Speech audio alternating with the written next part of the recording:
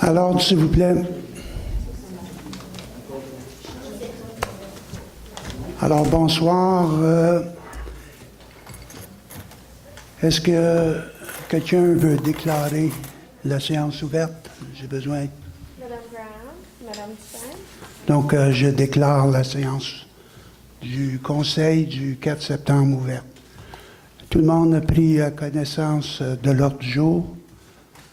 Madame le greffe, est-ce qu'il y a des changements, modifications?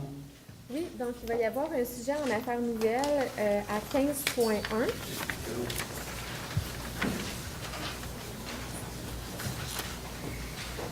Donc à 15.1, autorisation de participation d'une élue à la formation réduction des déchets donnée par le réseau environnement à Trois-Rivières le 12 septembre.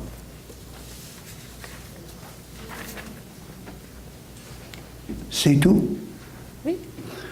Alors, avec l'ajout à 15.1, qui veut bien proposer l'adoption? Monsieur Forêt, Madame Cohen? Donc, c'est adopté.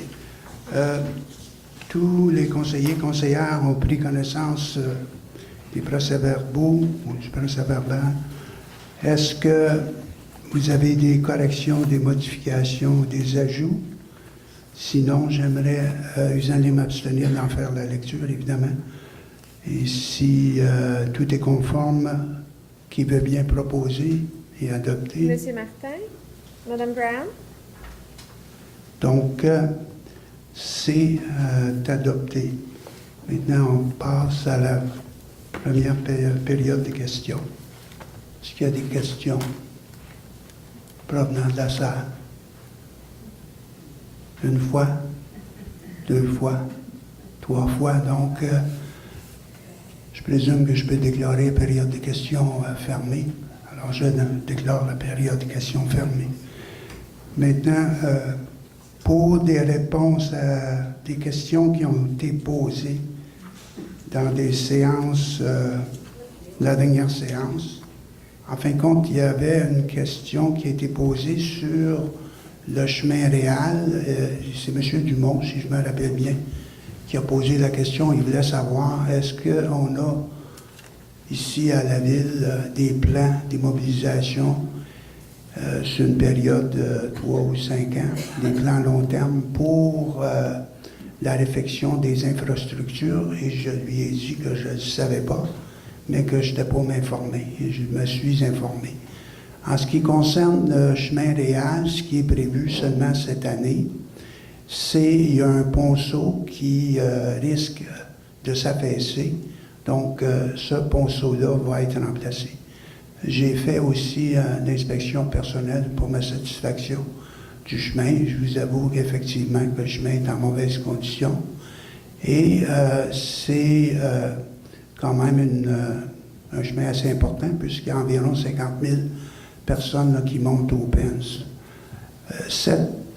Le mois passé, on a rencontré une firme d'ingénieurs pour nous aider à préparer, à prioriser, préparer, et aussi à regarder pour des subventions, préparer des appels d'offres. Donc, on est dans le processus de faire le travail, parce que qu'est-ce qui est important, c'est qu'il faut s'arrimer à la période budgétaire et être prêt à présenter, déposer des plans de demande d'appel d'offres aux demandes de subventions à peu près au mois de février. C'est sur une base de premier venu, premier servi. Donc, oui, on est en mode de planification pour nos infrastructures. Il y avait aussi, concernant, je me rappelle bien, concernant les feux d'artifice.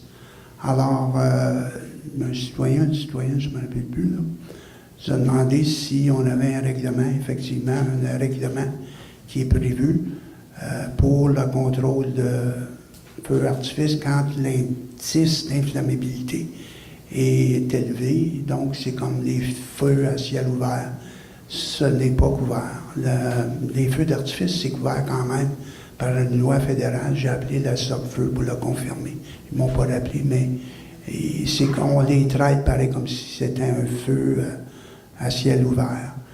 Et ce que j'avais, non, je pense que ça termine toutes les questions qui m'avaient été posées de mémoire, à moins qu'un conseillère puisse me dire le contraire. Donc, ça termine cette portion-là. Maintenant, j'ai des dossiers d'intérêt public.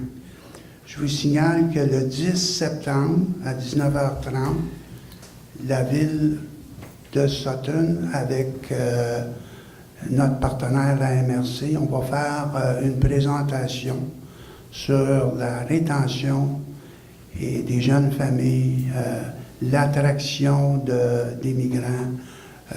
Toute la vitalité de la ville de Sutton va être discutée, donc on vous invite à venir partager avec nous vos observations et d'apprendre la situation là, concernant notre politique pour retenir les gens à Sutton et aussi les attirer. Il y aura aussi des réunions de district, des rencontres de district. Donc, Rosanne à Sutton Junction, c'est le 16 septembre et c'est de 10 à 12. Patricia, c'est toi le 22 septembre, c'est de 10 à 12 aussi à Sutton Junction. Et il y aura aussi le 18 septembre une rencontre sur la notion de zéro déchet à l'hôtel de ville. C'est le 18 septembre, donc on va faire ça un 5 à 7 pour s'assurer que la population pourra participer. Maintenant, d'autres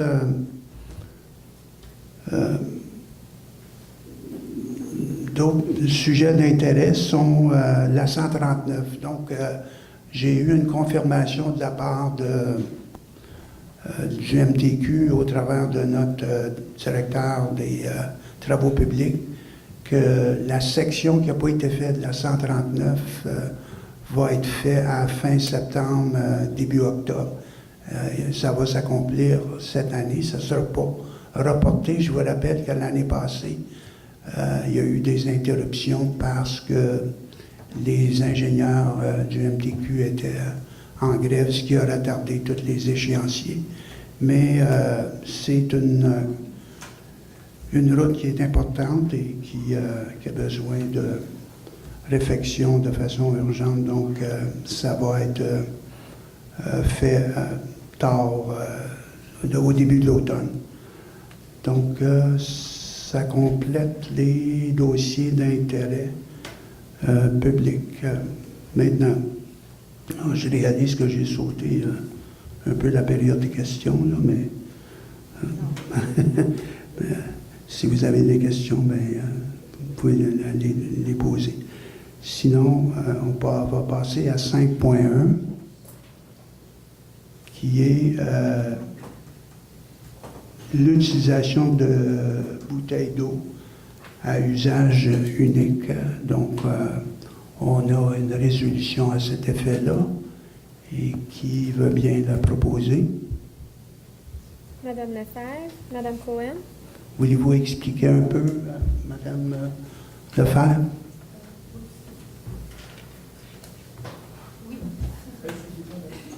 Oui, bonjour.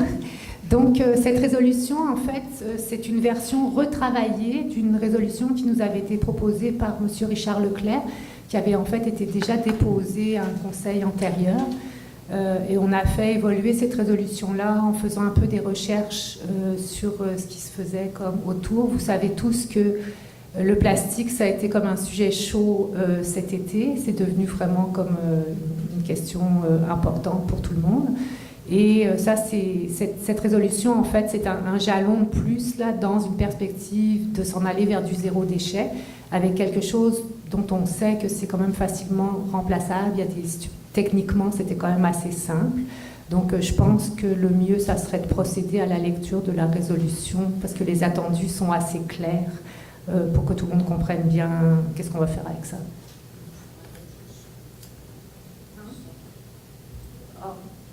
Qu'est-ce que tu veux, juste la conclusion? Ouais. Veux-tu la lire?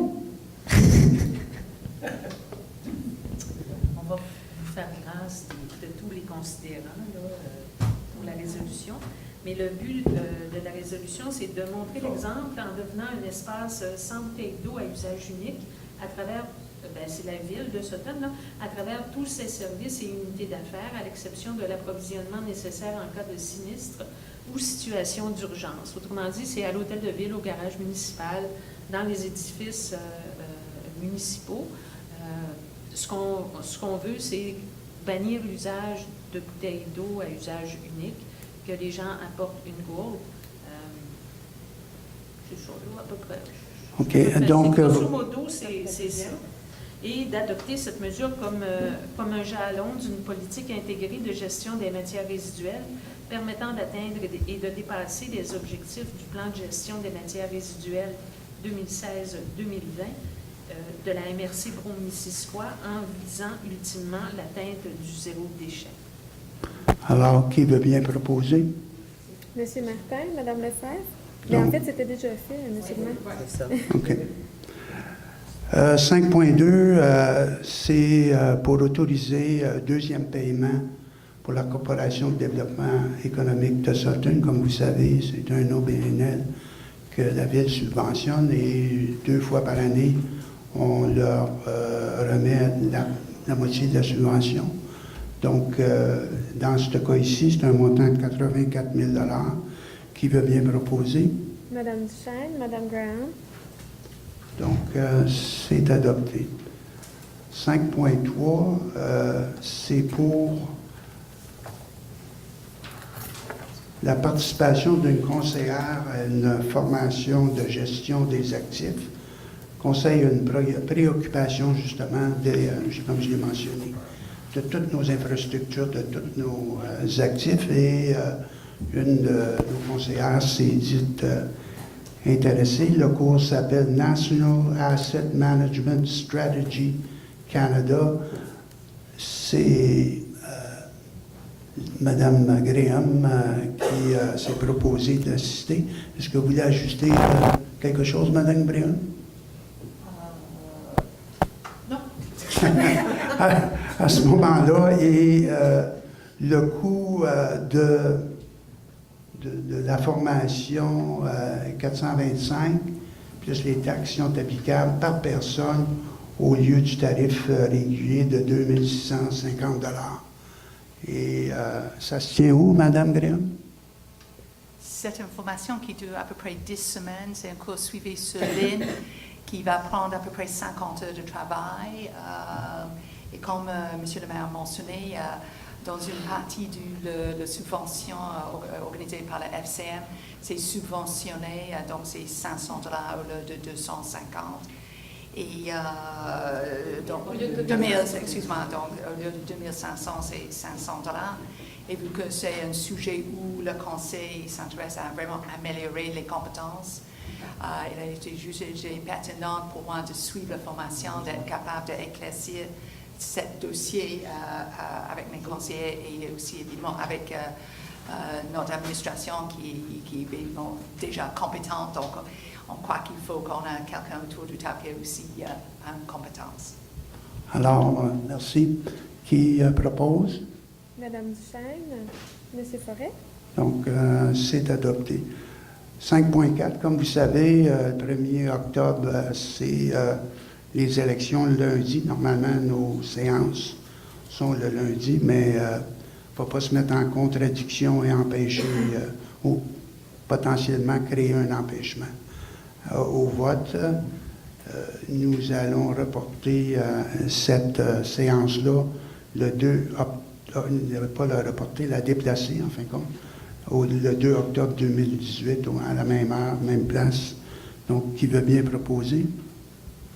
Madame Graham, Madame Cohen? Maintenant, on est un avis de motion et je demanderai à Mme la greffière de nous donner l'objet du règlement.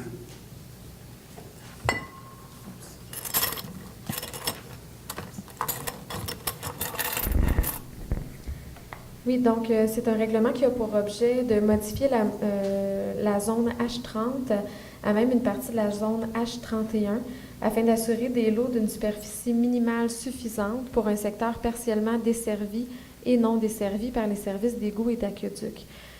Par le même règlement d'amendement, on va également le modifier pour que la réglementation en vigueur puisse s'adapter aux pratiques de construction modernes. Donc, c'est un avis de motion, c'est tout? Oui. OK, pas besoin de résolution. Ça me prend quelqu'un qui donne l'avis. OK, Madame Lefebvre. 6.2, l'adoption du projet de règlement numéro 254-4-2018 intitulé Règlement de zonage numéro 254-4-2018 amendant le règlement de zonage numéro 254. Modifiant la zone même à une partie de la zone H31, modifiant les dispositions concernant les formes et éléments prohibés et les matériaux de parement extérieur. Donc, à ce moment-là, on a besoin d'une proposition, n'est-ce pas?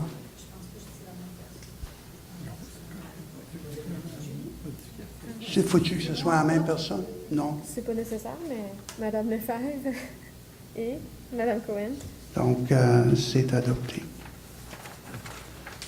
Donc, ce qu'on a fait ici pour Mme la greffière, ce qu'on a fait, c'est qu'on a fait une adoption d'une motion et on l'a adopté par après. Donc, vous adoptez le premier projet tout de suite, oui. OK. Et le deuxième va venir plus tard. Exactement. OK. Je suis rendu maintenant à 7.1, qui est le dépôt du rapport de dépenses, des dépenses autorisées pour la période du 1er août 2018 au 24 août 2018. Donc, c'est un dépôt. Il y a des commentaires de la part des conseillères? Non. Aussi, 7.2, c'est un dépôt des rapports de paiement effectués, incluant les bordereaux de paix, et ce, pour la période du 1er août 2018 au 24 août 2018. C'est un dépôt. Des commentaires? Non. 7.3, examen et approbation de la liste des comptes à payer datée du 27 août. Tantôt, en caucus, vous avez pris connaissance des rapports financiers. Est-ce qu'il y a des commentaires?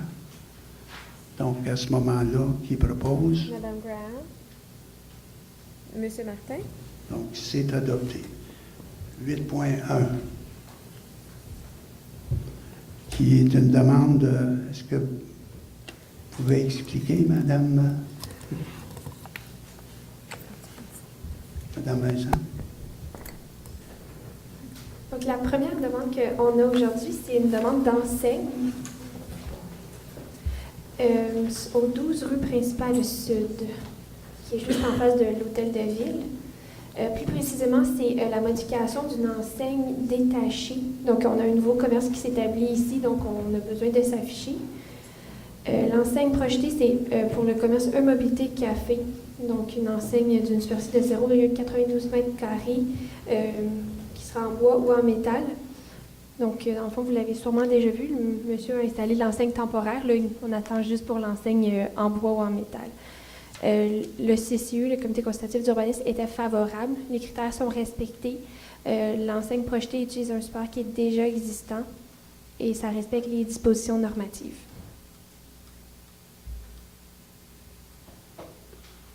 Alors, qui propose? Mme Duchesne, Mme Cohen. Donc, c'est adopté. 8.2.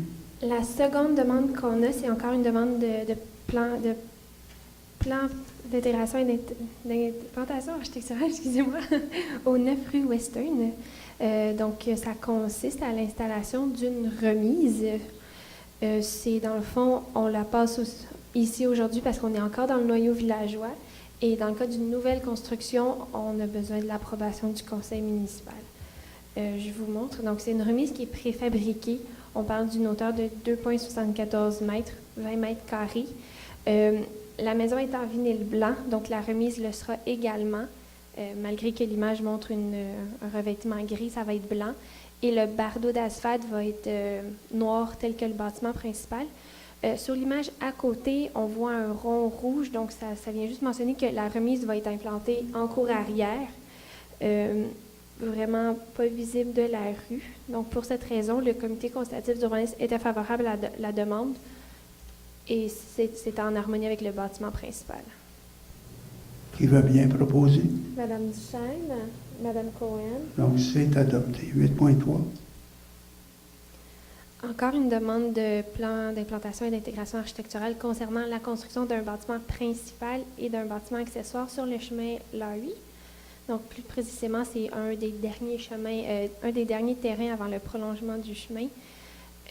Donc, les propriétaires sont prêts à construire. Donc, on parle d'une habitation unifamiliale isolée ainsi qu'un garage. Donc, le terrain est situé en zone PAM 09 et en zone RUR 06. Et les constructions, en fait, sont dans la zone PAM, donc la zone de protection à altitude moyenne. Il faut donc les passer au CCU et à l'approbation du conseil municipal. Sur le plan d'implantation qu'on voit ici, on voit la maison ainsi que le bâtiment. Donc, on parle d'une aire de déboisement de plus ou moins 300 mètres carrés, tandis qu'on permet au maximum 1400 mètres carrés de déboisement. Donc, voici les plans déposés. On parle d'une maison qui est en bois, portes et fenêtres couleur aluminium, les gouttières et autres détails architecturaux s'harmonisent avec le reste. On parle d'une maison de 9 mètres, le maximum étant 9 mètres, et d'une superficie de 90 mètres carrés. Donc, c'est ça. Ça serait du pain de couleur nord huilé avec quelques autres détails avec du pain plus mince. Et pour la toiture, de l'acier émaillé de type Idea Roofing de couleur gris maritime. Ça, c'est pour le bâtiment principal. Pour le bâtiment accessoire, on parle d'une hauteur de 5 mètres. Donc, même revêtement que le bâtiment principal, même revêtement de toiture également. Une superficie de 45 mètres carrés pour le garage. Donc, juste quelques photos du site. C'est un site qui est quand même qui a quand même fait l'objet d'un certain déboisement à une certaine époque. Donc, c'est pour ça que le déboisement est vraiment très petit parce qu'il y a déjà du déboisement sur le site. Le CCU était favorable. Donc, la maison est sobre, ne sera pas visible ni de Larry ni de la vallée en contrebas. Donc, le CCU recommandait d'accepter la demande. Qui veut bien proposer?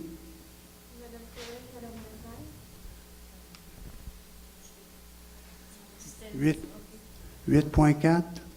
Donc, la demande suivante fait finalement suite à la demande que je viens de vous présenter, puisque c'est une demande de dérogation mineure pour l'implantation du bâtiment principal. Dans la zone PAM 09, on a une marge avant minimale de 20 mètres. Le bâtiment doit être implanté à 14,5 mètres afin de respecter le recul avec les pentes fortes. Donc, en zone PAM, on demande un 20 mètres. Ici, on aurait le 20 mètres, mais pour avoir le 20 mètres, il faut s'implanter un peu plus près du chemin. Donc, la dérogation mineure viendrait autoriser que la résidence soit plus près du chemin que ce qui est autorisé. Et vu que la résidence est plus près, la galerie empiéterait dans la marge avant. Donc, juste pour vous illustrer, donc on aurait 14,5 mètres au lieu du 20 mètres, mais on voit un peu plus bas que le dégagement de 20 mètres avec la pente forte est respecté. Donc, c'est un terrain qui comporte quand même quelques contraintes. Donc, on voit en rouge les pentes fortes. On voit en bleu le cours d'eau intermittent. Il faut respecter un 15 mètres du cours d'eau, ce qu'on respecte parfaitement. Donc, à ce moment-là, on trouvait que la réglementation causait un préjudice aux demandeurs, que les voisins ne seraient pas atteints par la demande de dérogation mineure. Et comme je vous ai dit, on préfère que le terrain, que le bâtiment soit plus près de la zone de pente forte. Excusez-moi, je recommence. C'est exactement pas ça que je voulais dire. Donc, on préfère qu'on se rapproche de la rue plutôt que de la zone de pente forte. Ça complète. Donc, ceux qui sont intéressés ou que ça les touche directement ou indirectement, Vous pouvez poser des questions, on va y répondre. Est-ce qu'il y aurait des questions? Voulez-vous aller au micro, vous identifier, monsieur?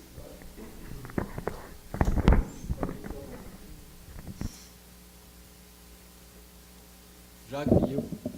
Je voulais juste savoir si, en zone PAM, j'étais curieux de savoir la dimension du terrain, la totalité de la superficie du terrain.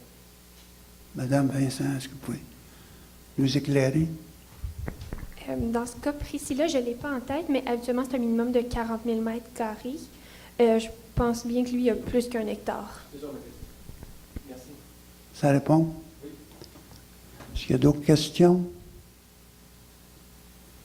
Donc, à ce moment-là, qui propose? Madame Lefebvre, M. Martin. À 8.5, c'est dépôt du rapport du directeur de l'urbanisme et de l'aménagement du territoire, donc c'est un dépôt. 8.6, c'est aussi un dépôt du directeur de l'urbanisme et de l'aménagement relatif à une demande de permis déposée à la Régie d'alcool, des courses et des jeux concernant l'immeuble situé au 297 Maple. Monsieur Larguy ou Madame Légreffert, lorsqu'il y a une demande de permis d'alcool, la SAC, vous pouvez nous expliquer un peu la procédure? Oui, en fait, c'est que quand un citoyen fait une demande de permis auprès de la Régie de l'alcool, des courses et des jeux, eux, ils vont émettre, dans le fond, le permis, mais ils nous avisent. Nous, on a 30 jours pour s'assurer que c'est conforme à notre réglementation.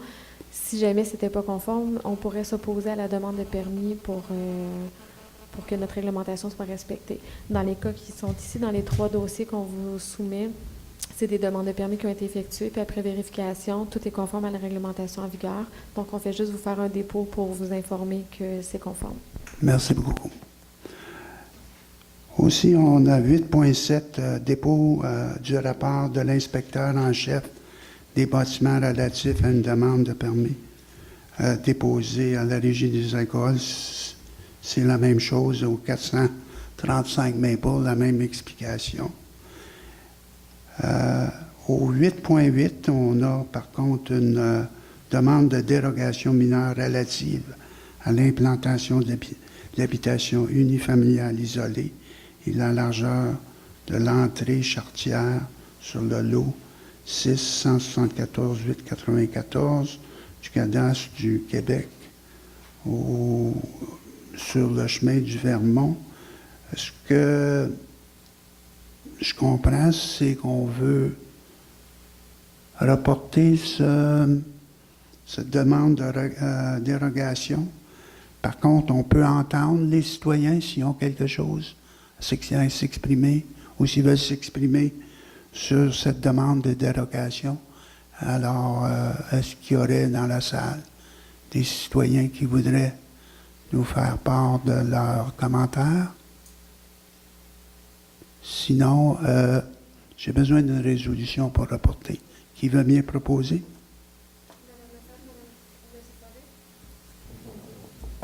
Donc, c'est adopté.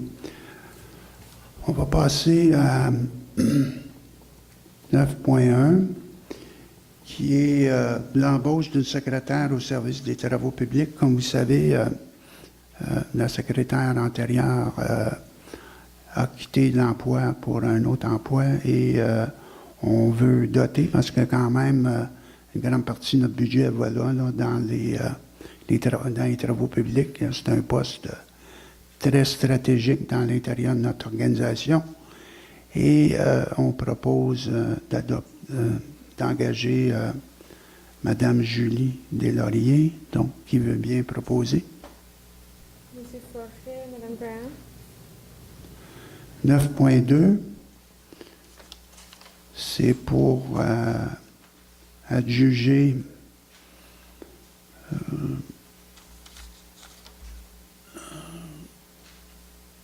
l'installation d'une benne basculante en U de 14 pieds sur un camion, donc pour un montant de 52 800.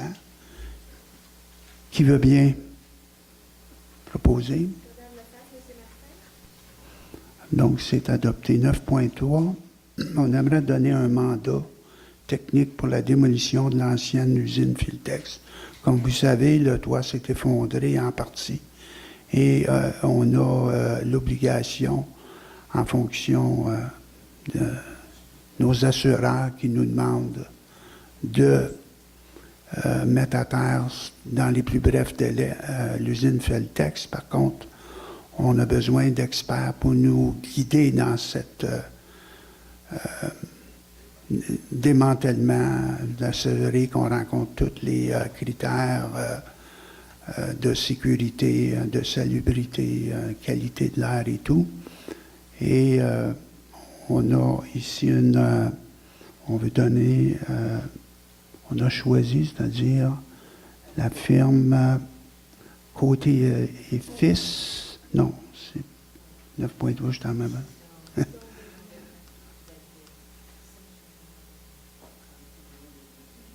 Alors, c'est la firme Hudon des biens Saint-Germain Environnement qui ont une expertise dans ce domaine-là.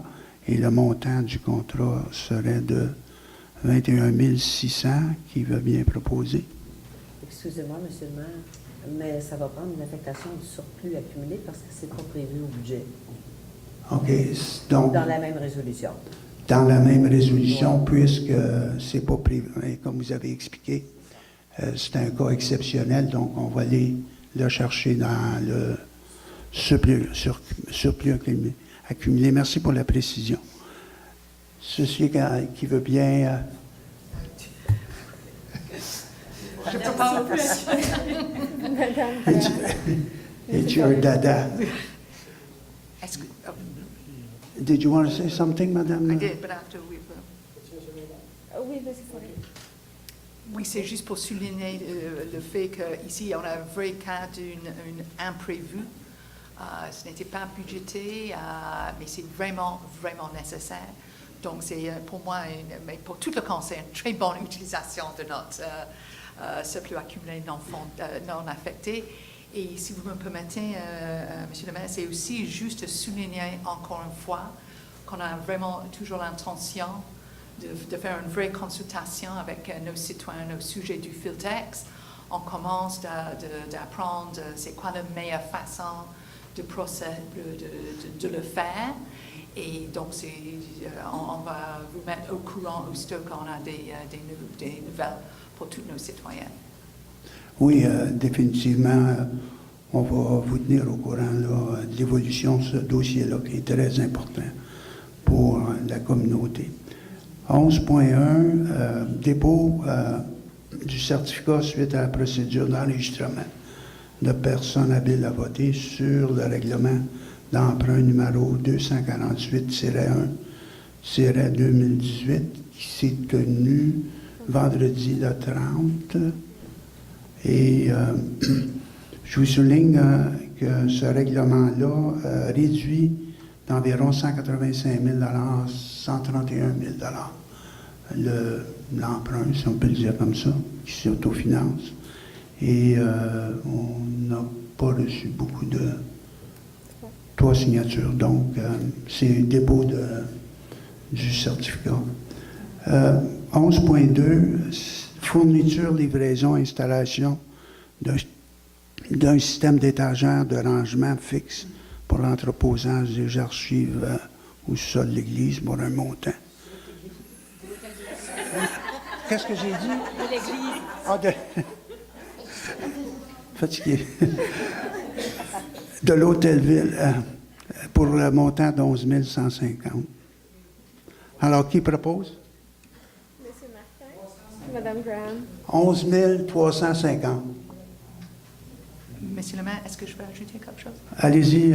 C'est juste encore une fois pour expliquer au niveau du finance, c'est un bien qu'on achète, c'est quelque chose. Donc, cela veut dire qu'on utilise le fonds de roulement qui était prévu pour ce genre d'activité, ce genre de bien. et qui vont être remboursables sur une période de 3 ans. Donc, c'était déjà prévu dans le budget. Et comme je vous ai dit, parce que c'est un bien et pas c'est pas un genre d'opération, c'est quelque chose qu'on achète. C'est dans ce cas-là qu'on utilise notre fonds de roulement. Donc, est-ce qu'on l'a adopté? Oui. Ou... Oui, c'est fait. Oui, OK. 11.3, un de nos citoyens a subi un dommage à son véhicule, le pare-brise, occasionné par les travaux de nos employés. Donc, on veut régler une quittance, il a fait réparer son pare-brise. On a les preuves qu'il a effectivement dépensé. Donc, à ce moment-là, on a besoin d'autoriser la dépense de 114,98 qui veut bien proposer. Madame Graham. Monsieur Forêt. Pour le bénéfice du public, quand c'est pas dans le budget, puis c'est pas prévu, on a toujours besoin d'une résolution pour dépenser. Donc, ça paraît un montant insignifiant, mais c'est ça les règles du jeu. 12.1, autorisation du passage du Tour de cyclistes les 100 à B7 le 30 septembre. Donc, comme vous savez, il y a beaucoup de gens qui viennent dans notre région et puis on est bien content de ça. Par contre, ils nous demandent la permission et sont toujours bien organisés. Donc, qui veut bien proposer. Monsieur Martin, Madame Duchesne. Aussi, 12.2, c'est pour un soutien technique au dîner paroissial organisé, pas à l'Hôtel de Ville, mais à la paroisse Saint-André de Sutton, pour le 9 septembre. Souvent, c'est le transport de tables de pique-nique, etc. Donc, qui veut bien proposer. Monsieur Forêt, Monsieur Martin. On passe maintenant à 14.1, qui est l'autorisation de signature du protocole de collaboration avec le CIUS de l'Estrie-CHU. Et c'est une entente. Vous savez, il arrive parfois que des personnes peuvent ont des problèmes, c'est le syndrome de Diogène, où on accumule beaucoup de choses et il y a beaucoup d'insalubrité. Souvent, ces gens-là vivent en isolement. Et compte tenu quand même qu'on a un grand territoire à couvrir, et compte tenu qu'on sait qu'on a une population qui est vieillissante et qu'il y a des personnes qui sont vulnérables, tous les partenaires du réseau de la santé de l'extérieur, on signe un protocole pour être capable de venir en aide et donner à ces personnes-là les services de santé, le soutien qu'ils ont nécessaire pour se rétablir dans une voie saine de vie. Donc, on a besoin d'une proposition là, pour signer ce protocole-là. Qui veut bien? Monsieur Martin, Madame Duchesne. Maintenant, on avait 15.1 qui était aussi l'autorisation pour un élu, dans ce cas-ci, Madame Lefebvre, pour assister à une formation le 12 septembre. Est-ce que vous pouvez expliquer un peu? Oui. OK. Donc, c'est toujours dans la lignée là, d'améliorer notre approche de gestion des déchets. Il y a une formation qui est donnée par le réseau environnement en 2 parties. Il y a la première partie, c'est plus pour toute la gestion d'un volet là, qu'on n'a pas traité encore, c'est-à-dire institutions, commerce et industrie. Et la deuxième partie, c'est par rapport à l'approche incitative en matière de tarification. qui est aussi une chose qui ne va pas s'appliquer tout de suite, là, mais c'est vraiment... Et tout ça est toujours dans une perspective zéro déchet. Donc, vu que c'est un sujet qui me tient beaucoup à cœur et que les travaux publics sont très occupés, ben, je vais aller recueillir l'information et propager la bonne nouvelle. Voilà. Qui veut bien proposer? Madame Graham, Madame Duchesne. Donc, c'est adopté. 16.1, dépôt d'une pétition demandant la réfection complète du chemin réel, comme j'ai mentionné, la période antérieure là, de suivi de dossier. On a reçu une pétition, 284 non, je crois, pour plus que 400, moi, de mémoire, je pense que c'était 284, pour le chemin réel. J'ai parlé à M. Dumont, celui qui a déposé la pétition, pour lui dire que l'accusé réception aussi. Et puis, c'est ça. Mais comme j'ai mentionné, là, c'est pas tombé dans une oreille d'un sourd, là. On réalise que le chemin réel a besoin de réflexion. Donc, c'est un dépôt de la pétition. Il y a aussi le dépôt d'une lettre du ministre des Transports, de la mobilité durable et de l'électrification des transports. C'est je l'ai appris par cœur, MDDLECC, bon, qui nous octroie 10 000 pour, en période d'élection, 10 000 pour les réfections routiers, puis certains qu'on va tout le dépenser, n'est-ce pas? Donc, c'est dépôt. Et il n'y a pas d'autre chose. Donc, deuxième période de questions. Est-ce que vous avez des questions? Votre nom, pour ceux qui... Oui.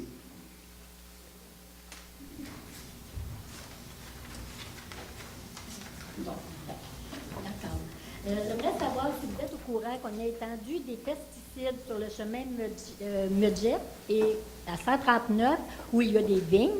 Et la personne qui conduisait le tracteur avait un habit blanc puis un gros masque dans le visage. Est-ce que vous êtes au courant? Est-ce que c'était un produit dangereux ou qu'est-ce qu'il en était? Parce que tout près, il y a une ferme laitière et puis une jeune famille, des enfants. En tout cas, il était vraiment là de la... Donc, la question, mais est-ce que vous pouvez identifier, est-ce que c'était un employé de la ville ou savez-vous? Non, c'était les propriétaires du vigneron.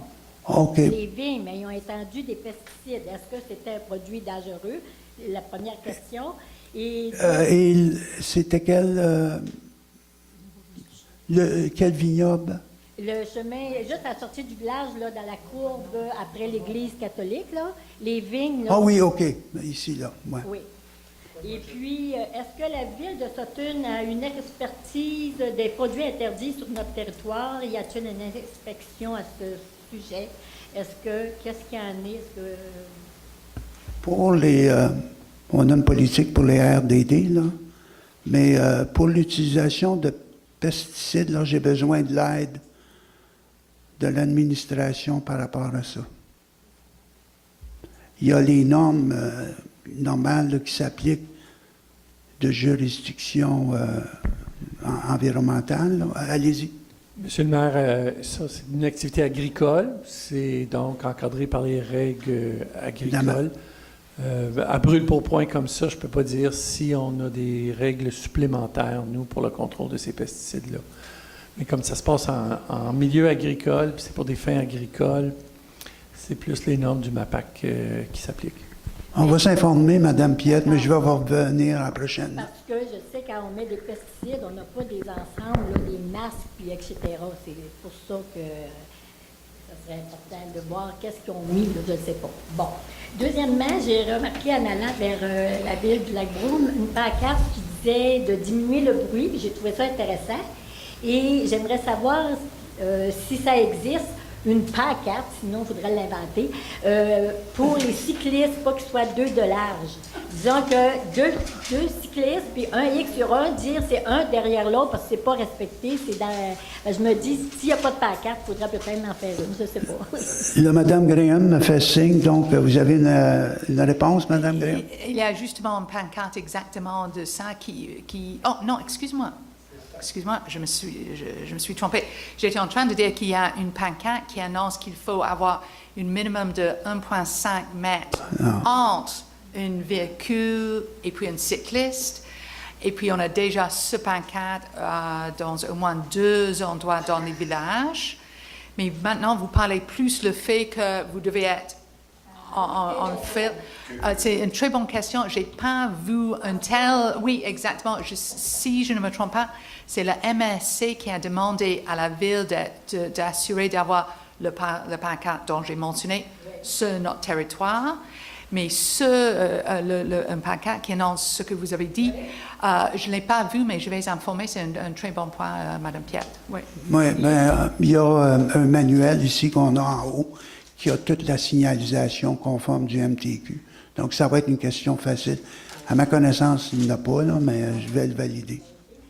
Deuxièmement, tu dis la distance, ça c'est bien, mais par contre, disons que si on vient pour dépasser, et l'autre auto, elle ne se passe pas du tout, c'est que tu as comme problème, tu suis. Ben, je me dis, ça sert plus ou moins parce que faudrait que tout le monde fasse son bout de chemin, là. Parce que quand tu suis, puis si l'autre côté, il se passe pas un peu, je sais pas. Mais votre question est quoi? Ben, non, c'est pas une question. OK. C'est un commentaire. C'est un commentaire. Parmi vous, est-ce qu'il y en a qui seraient intéressés à participer à la rencontre des mariés qui va avoir lieu le 15 septembre et devenir mariés peut-être le 15 décembre? Et ceux qui sont intéressés peuvent appeler au presbytère. Et la question est, est-ce qu'on va afficher ça sur notre site Internet? Est-ce qu'on est intéressé? Mais je pensais que la question s'adressait plutôt au public. Ben non, peut-être que dans le conseil aussi peut être intéressé de voir c'est quoi les mariés. Et les citoyens. Et les citoyens, ceux qui sont intéressés sur la question. OK. Vous avez passé votre message. Merci, Mme Piette. Madame Dyer? Yes, I just wondered why you are going to have in the minutes that the expenses for Filtex were unforeseen. I personally talked to the councilors, had not only the contamination report, but all the report, may I finish?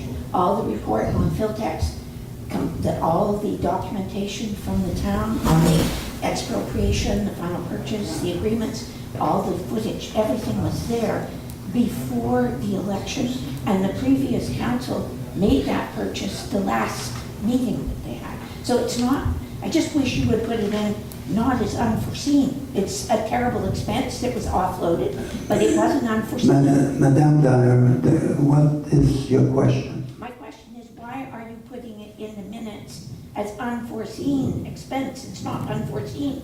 Because we could not, we knew that the Filtex eventually had to get down. What happened is the roof fell in and it creates a hazard. So it was, we are pushed into a situation, and as I mentioned, if it's not in the budget, we have to go and get that money from the surplus accumulé. So it's an emergency procedure, if you want to, if I can put it that way. That's the answer. It was abundantly evident to all that roof was going in, and it wasn't unforeseen, but you're not going to change it, so I'll drop it. Thank you very much.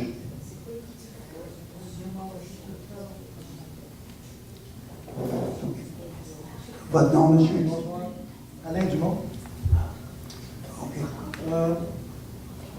Ma question est, au cas où vous n'auriez pas de subvention, est-ce que vous allez développer des plans pour le Montréal? Oui. Oui. Quand? Bien, on est en période budgétaire. On a quand même un consultant qu'on a engagé pour nous aider à trouver du financement. Et comme je vous dis, c'est toujours le premier arrivé, le premier servi. Malheureusement, quand on est rentré en fonction au mois de novembre, on n'avait pas cette expérience-là. On a appris de notre expérience et là, on se prépare parce que c'est au mois de février, il faut être prêt pour déposer nos plans et on a l'intention de rencontrer cet objectif-là.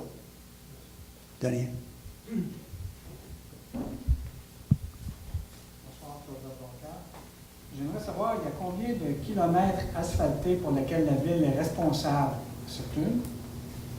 Deuxièmement, la durée de vie d'une route asphaltée. Troisièmement, j'ai pas compris, là. La durée de vie d'une route qui est asphaltée. Troisièmement, quelle est la périodicité des inspections? Autrement dit, à toutes les combien de temps vous inspectez votre réseau routier pour lequel vous êtes responsable? Est-ce que vous avez compris? Et le budget annuel que vous avez pour l'asphaltage. Est-ce qu'il y a un budget annuel pour l'asphaltage? Autrement dit, ce que j'en viens à dire, c'est si vous avez 100 km de route, oui, mais je vais répondre il y a à... 10 ans de vie pour une route, donc à toutes les années, vous devriez avoir affaire. Je vais tenter de répondre à votre question. En ce qui concerne les kilomètres de route dont nous sommes responsables, je sais, c'est-tu 243 kilomètres de route, mais il y en a du gravier dans ça. Asphalté, je ne sais pas. Le savez-vous, monsieur Larguy? Donc, c'est 142. C'est 142 km. 142, 144. Enlevez le 2 km qui est affreux, là. bon, si vous me dites que c'est 142, vous répondez à votre question, vous le saviez. Non, il demandait le nombre de kilomètres asphaltés. Oui, mais vous me dites que c'est 142. Non, c'est kilomètres publics. Ah, OK. Je ne le sais pas, mais on va s'informer. Concernant la durée de vie d'une route, c'est une question qu'il faut voir que je pose à MTQ. Il y a beaucoup de facteurs. Vous savez, la gelée, vous savez, la force portante du chemin, la manière que ça a été fait, le souterrain du chemin, l'épaisseur de l'asphalte, le drainage, tous ces facteurs-là. J'ai l'impression que ça varie selon comment que ça a été construit. Une chose que je sais, c'est que si tu fais du repavage et souvent que tu n'améliores pas le drainage ou que tu ne refais pas le soubassement, je vais l'appeler soubassement, bien là, tu vas avoir la main, c'est comme un miroir qui se reflète à la surface. Donc, à ce moment-là, je vais être obligé de m'informer auprès des travaux publics pour vous donner une réponse plus précise. Concernant les inspections, je dirais là, d'emblée que normalement, les employés qui se promènent sur le réseau font de façon visuelle, pas de façon technique, des inspections de façon quotidienne. Par contre, inspection pour la fissuration, inspection pour les affaissements, inspection pour le mauvais drainage. Je ne sais pas la fréquence de les employés du TP et même du MTQ. Je vais m'informer et je pourrai vous donner cette information-là à la prochaine réunion. Finalement, vous aviez la question de budget. Je vais vous répondre globalement, sauf que je sais que ça, peut-être, ne vous donnerai pas assez de détails. C'est à peu près 50%. C'est combien le pourcentage des travaux, le budget qui va vers les travaux publics en global, 50%? Non, à peu près 20. Non, c'est 30%. C'est plus 30%. C'est 30%? Bien, si on parle juste voirie. OK, juste voirie. Mais le budget global des travaux publics, c'est à peu près la moitié. Il faudrait que j'aille. Ouais. Donc, à ce niveau-là, le budget précis avec détaillé, ventilé pour savoir combien d'argent est dépensé sur le système routier. Ça, évidemment, si on a des subventions, ça va apparaître dans le budget aussi. Je vais vous répondre à la prochaine réunion. Donc, aux quatre questions que vous avez posées, vous allez avoir des réponses à la prochaine séance du Conseil. Est-ce qu'il y a d'autres questions?